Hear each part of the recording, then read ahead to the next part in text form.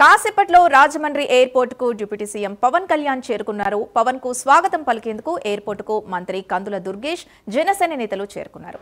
ఇదే అంశానికి సంబంధించి పూర్తి డీటెయిల్స్ మా కరెస్పాండెంట్ సత్యనారాయణ అందిస్తారు.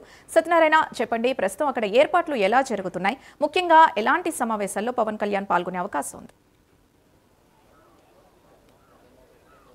సింధు, ఇటు డిప్యూటీ సీఎం పవన్ కళ్యాణ్ ఏలూరు జిల్లా పర్యటించనున్నారు. ముఖ్యంగా ఇటు ద్వారకా తిరుమల మండలం ఐఎస్ జగన్నాథపురం సంబంధించి పలు అభివృద్ధి కార్యక్రమాలు చేయనున్నారు. ప్రధానంగా ఇటు ఇప్పటికే తన నివాసం నుంచి బేగంపేట ఎయిర్పోర్ట్కి చేరుకున్నారు డిప్యూటీ సీఎం పవన్ కళ్యాణ్. అక్కడ నుంచి రాజమండ్రి మరికొద్దిసేపట్లోనే రాజమండ్రి చేరుకుంటారు. అనంతరం రాజమండ్రి నుంచి ఇటు రోడ్డు మార్గం ద్వారా కొవ్వూరు, నల్లజర్ల, అదేవిధంగా ఎర్రంపేట, రాజవరం మీదుగా ఇటు ద్వారకా తిరుమల మండలంలోని ఐఎస్ జగన్నాథపురం ఆలయం వద్దకు అయితే చేరుకుంటారు. ముందుగా ఇటు రాజవరం పొంగుటూరుకు సంబంధించి రోడ్డు పరిశీలన చేస్తారు. అనంతరం అక్కడ నుంచి ఏదైతే ఐఎస్ జగన్నాథపురం శ్రీ లక్ష్మీ నరసింహస్వామి ఆలయం ఉందో ఆలయంలో ప్రత్యేక పూజలు నిర్వహిస్తారు. అనంతరం ప్రత్యేకంగా ఇప్పుడు ఆలయ అభివృద్ధి కోసం ప్రభుత్వం కేటాయించినటువంటి 30 ఎకరాల భూమికి సంబంధించి పత్రాలను అయితే డిప్యూటీ సీఎం పవన్ కళ్యాణ్ ఇటు అధికారులకు అందజేయనున్నారు.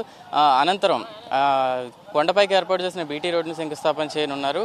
దీని తరువాత కింద మన గ్రామంలోని ఐఎస్ జగన్నాథపురానికి సంబంధించి మ్యాజిక్ డ్రైవ్ నిర్మాణ పనులను అయితే పరిశీలిస్తారు.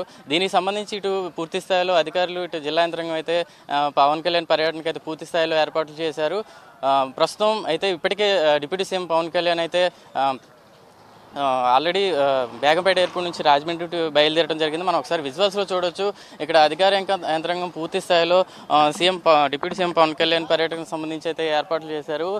ఇటు రోడ్డు మార్గం గుండా ప్రయాణం ఉండటంతో పూర్తిగా ఏదైతే రాజమండ్రి ఎయిర్పోర్ట్ నుంచి ఇటు రాజవరం, ఏదైతే కోయిలగూడెం మండలం రాజవరం వరకు కూడా పూర్తిగా పటిష్టంగా భద్రతా చర్యలు తీసుకున్నారు పోలీసులు. అనువను క్షుణ్ణంగా పరిశీలిస్తున్నారు.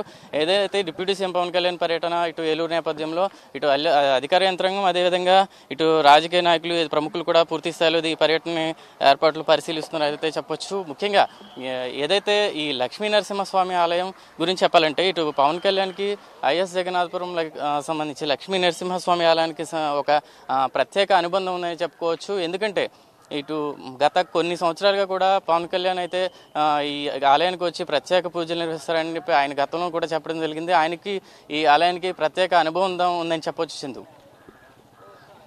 Right, thank you Satyanarayana.